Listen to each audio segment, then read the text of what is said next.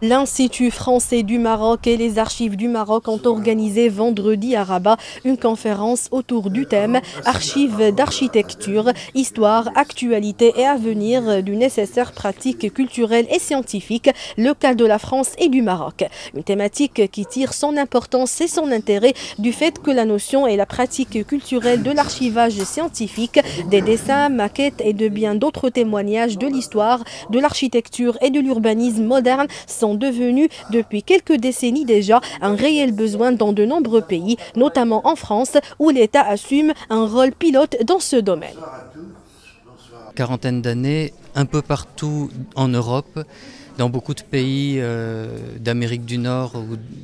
ou d'Europe essentiellement, à très peu d'années près ont été fondées des institutions pour récupérer des archives provenant de personnes privées.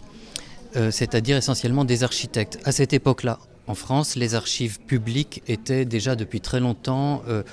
à peu près correctement prises en charge, et dans les archives publiques, il y a beaucoup de choses qui concernent l'architecture. Nous sommes là pour explorer les possibilités de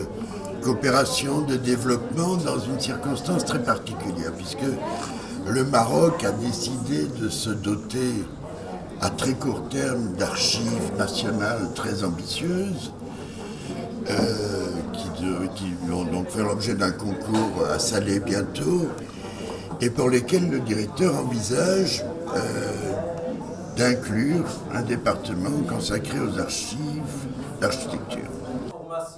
Par ailleurs, les archives d'architecture et d'urbanisme sont particulièrement significatives et nécessaires puisque ces deux disciplines contribuent fortement et durablement à matérialiser la plupart des facettes de l'environnement bâti de toute société au point d'en constituer un fidèle miroir qu'il convient alors d'interroger et d'interpréter. On ne donne pas assez d'importance aux archives d'architecture. Ainsi, ces archives restent ou bien entre les mains des architectes, ou on les envoie à l'étranger, où elles sont plus valorisées par les gens, ou bien on les mal exploite, sachant très bien que notre architecture locale est largement riche et mérite plus d'intérêt et plus d'importance.